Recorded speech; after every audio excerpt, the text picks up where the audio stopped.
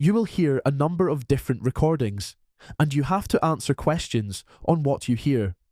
There will be time for you to read the instructions and questions, and you have a chance to check your work. All the recordings will be played once only.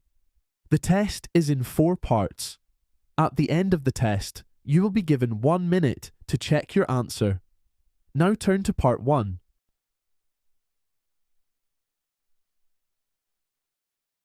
Hello, Riverside Golf Club. How can I help you? Hello, I'm interested in enrolling my son for tennis lessons and I'd like some information about what you offer. Certainly, sir. What's your son's name? Joe Barnes. And how old is he? He's 11 now and he will be 12 in 3 weeks. Well, we offer lessons for children from age 10 upwards. Joe will be in the junior class. That's for young players from 10 to 13. Great, how many players are there in a class? We open a new class with at least 3 students and usually set the limit at 8 per class. Sometimes, especially in summer, if we have a larger class, we will divide it into 2. But we try to avoid doing that, as we like players to have as much contact as possible with all the coaches. Right, and how long is each lesson? Each lesson lasts 1 hour. And you said there's more than one coach? Yes, there are 3. The head coach is Adrian Miles. He's got a diploma in sports science, and he's a very experienced coach. He's worked all over the world. His assistant is Tom Peters. He's a very good player. He's been on the national team and won several championships. And last but not least, there's Kathy Davis. She's a former professional player who retired last year. That sounds like a very good team. I think they are. But they're not the only people involved in training the players. We also have a psychologist. His name's Tom Black. He's a former player himself, and he works with the head coach to help the players develop their mental skills. That sounds interesting. And how much are the lessons? Well, to join the club, you have to pay an annual membership fee. That's £250 for adults and £200 for children under 16. It's a family club, so if both parents are members, all their children can have lessons for free. Oh, that sounds like a good deal. I'm not sure if I'll join, but I'll discuss it with my wife and get back to you. Sure. You can come along and have a look at the club anytime. We're open from 9 a.m. to 8 p.m. every day, including weekends. Thanks. I'll come in this afternoon. Sure. You're always welcome here. Oh, before you go, I should tell you about the club's facilities. We have 2 indoor courts and 4 outdoor courts. The indoor ones are open all year round, and the outdoor ones are only open from May to September. Right, and is there a cafe or restaurant? There's a restaurant, which is open all day, and there's also a cafe, but that's only open in the evening. The cafe has a good selection of drinks and snacks, but the restaurant is more substantial, with main dishes and desserts. Great. Are there any other facilities? Yes, there's a gym and a sauna, which are both open all year round. The gym is very well equipped, with all the latest equipment, and the sauna is a great place to relax after a game of tennis. That sounds great. I'm really looking forward to coming along and having a look around the club. I'm sure you'll like it. We have a great atmosphere here, and everyone is very friendly and welcoming. Great. I'll definitely come in this afternoon and have a look around. I'll be here all day, so just ask for me when you arrive.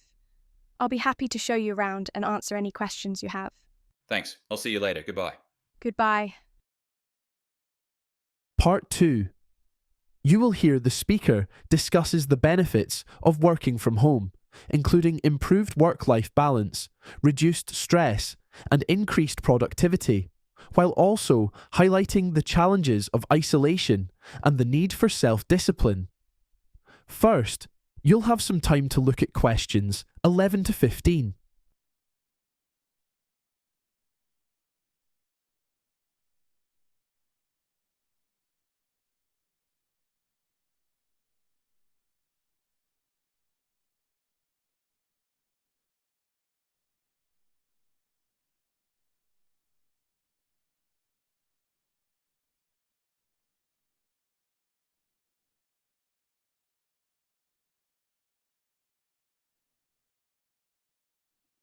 Now listen carefully and answer questions 11 to 15.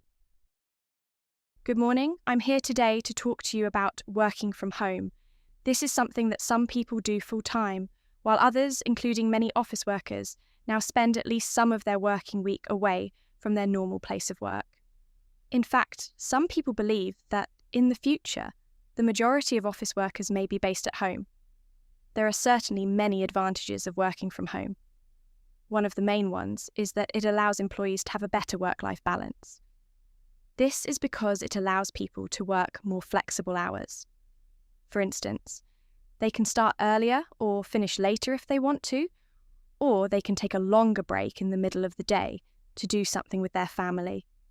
This is particularly important for parents with young children.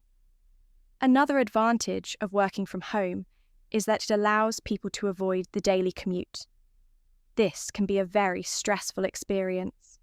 For example, in some cities, workers spend hours each day travelling to and from their place of work.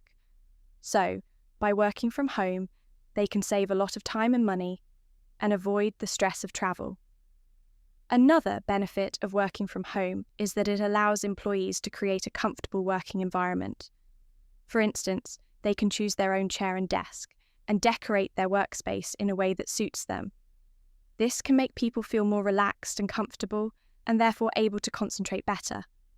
In fact, studies have shown that people are more productive when they work from home.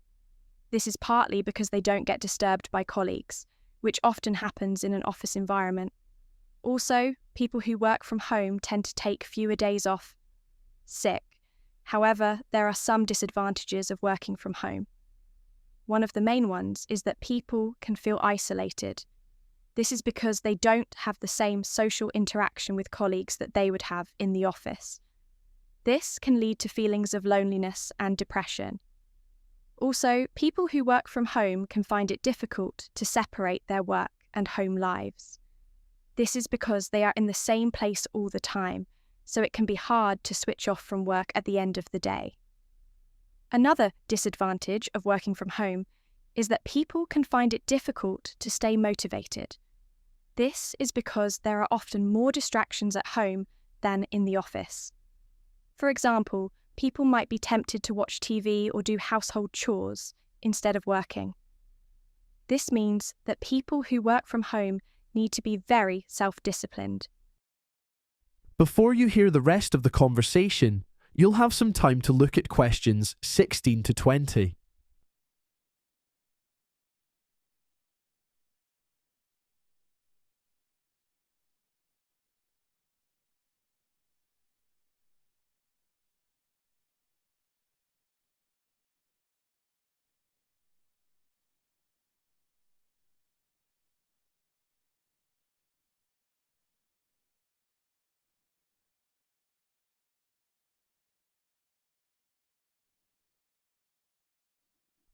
Now listen and answer questions 16 to 20. So, how can people who work from home overcome these challenges? Well, one way is to create a dedicated workspace. This could be a separate room in the house or just a specific area of a room. It's important that this space is used only for work and that it is kept tidy and organised. This can help people to stay focused and motivated.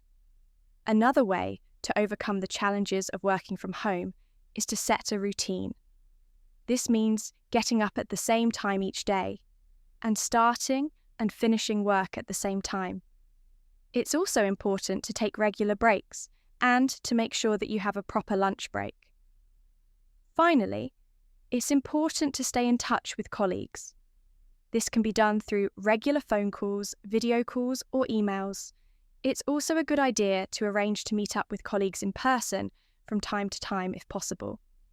In conclusion, working from home has both advantages and disadvantages. However, by creating a dedicated workspace, setting a routine, and staying in touch with colleagues, people can overcome the challenges and enjoy the benefits of working from home. That is the end of part 2. You now have 30 seconds to check your answers to part 2.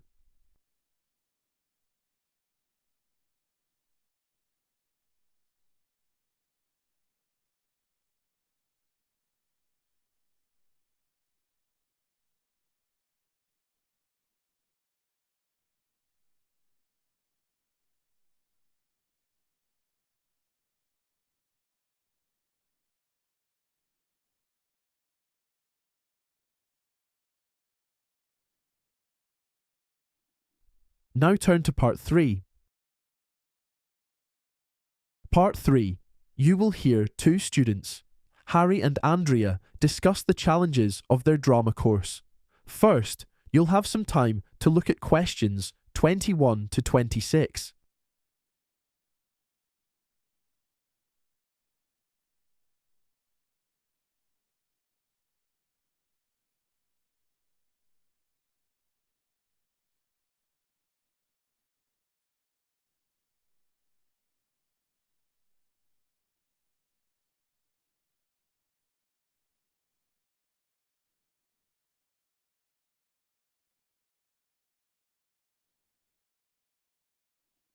Now listen carefully and answer questions 21 to 26.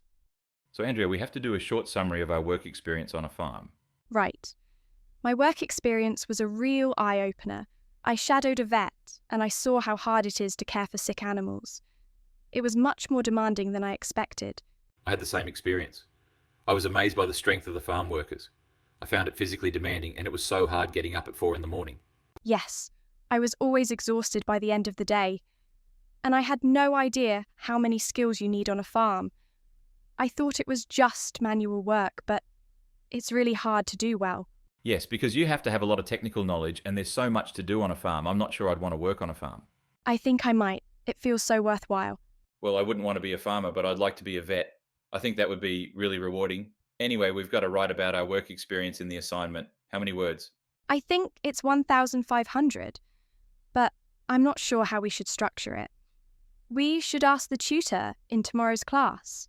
Yes, I'll email him tonight. Okay, and now we've got to prepare for the drama workshop next week. We've each got to choose a skill to demonstrate. Yes. Last year I did something on physical comedy. I think I'll write a play. I'm interested in the history of the theatre, and I've got lots of ideas for a play. Before you hear the rest of the conversation, you'll have some time to look at questions 27 to 30.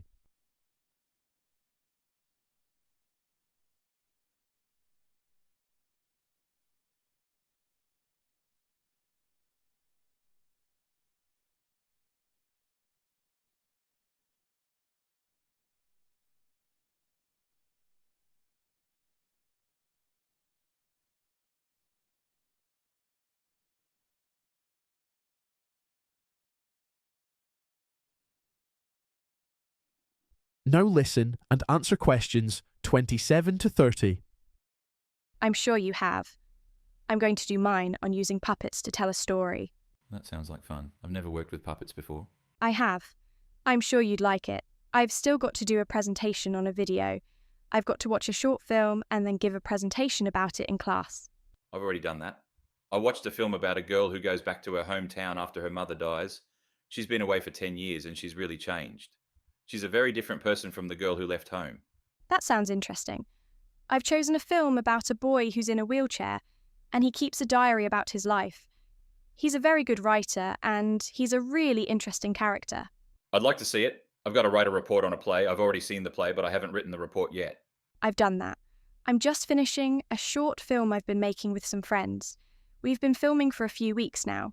It's about a boy who's in a rock band. He's a talented singer, but he's not very good at playing the guitar. He has to practice every day, and it's really hard work. That sounds interesting. I've got to give a presentation on a theatre. I've chosen the Globe Theatre in London because I've been there a few times. It's a very famous theatre and I know a lot about it. I've chosen the Royal Exchange Theatre in Manchester. It's a very unusual building, and it's got a lot of history. I've been there a few times, and I really like it. I've got to design a set for a play. I'm not very good at drawing, but I've got a lot of ideas. That is the end of part 3. You now have 30 seconds to check your answers to part 3.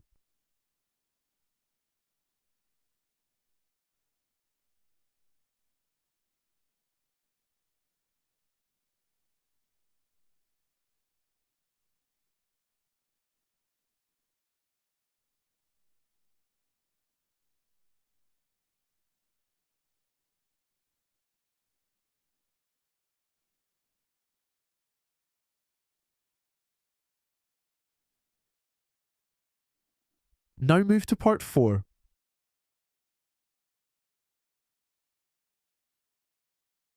Part 4. You will hear a lecture about the Australian accent, its unique features. First, you'll have some time to look at questions 31 to 40.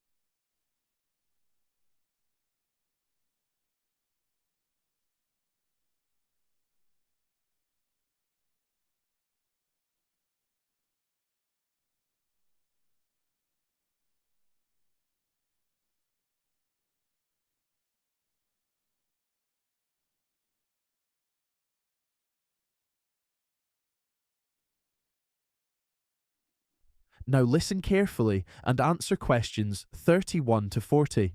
Today, I'm going to talk about the development of the Australian accent, and to illustrate aspects of this development, I'll use a few lines from the famous poem The Man from Snowy River by Banjo Paterson. The most commonly held view about the Australian accent is that it developed from the mixing of different accents in the early years of the British colony in Australia. The colony was established in 1788 with the arrival of settlers from what is now the southeast of the UK, and the accent was based on the speech of these settlers. Within a generation, this original British accent had started to change, and by the 1820s, visitors to the colony were beginning to notice that native-born white Australians spoke with a different accent. The most distinctive feature of this new accent was its vowel sounds. One aspect of this was vowel length, which was longer in words like beat and bat than in the original accent. Another was vowel shift, which meant that some words with a vowel sound like I in the original accent had a vowel sound like oi in the Australian accent. This was the case with the word time, for example. The vowel shift also affected the pronunciation of the vowel sound a. In the original accent, this was pronounced as a in words like cat, but in the new Australian accent, it was pronounced as ai in words like buy, for example. The Australian accent also had a distinctive intonation pattern. This was based on the intonation pattern used for asking questions in the original accent, where the pitch of the voice rises at the end of the question. In the Australian accent, this pattern was used for statements too, so that the pitch of the voice rose at the end of a statement, just as it did at the end of a question. The Australian accent had three main varieties: broad, general, and cultivated. The broad variety was the most distinctive and was used by working-class speakers. The cultivated variety was closest to British English and was used by the educated middle classes. The general variety was somewhere between these two and was the most widely used. By the 1850s, the broad variety had become associated with Australian national identity. This was partly because it was used by a number of national sporting heroes, and also because it was used in the lyrics of popular songs and bush ballads, like The Man from Snowy River. These ballads were recited at campfires and inns throughout Australia, and they helped to promote the broad variety of the Australian accent as a symbol of national identity. In the 1890s, a number of Australian writers began to promote the broad variety of the accent as a symbol of national identity too. They believed that the Australian accent was a reflection of the democratic principles on which the Australian nation was based. In their view, it was a social leveller, which helped to unite Australians by giving them all the same voice. The broad variety of the Australian accent was also used in a number of films in the early 20th century.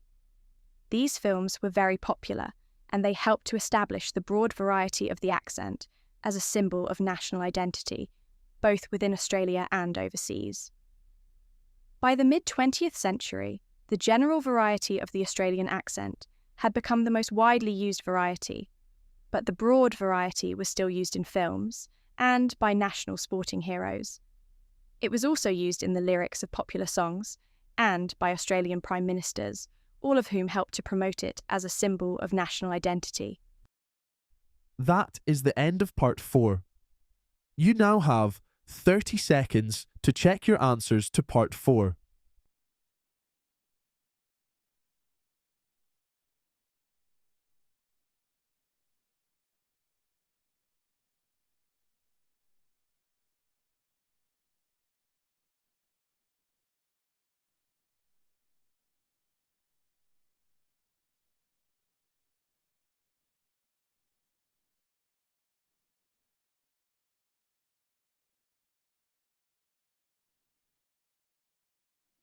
That is the end of the listening test.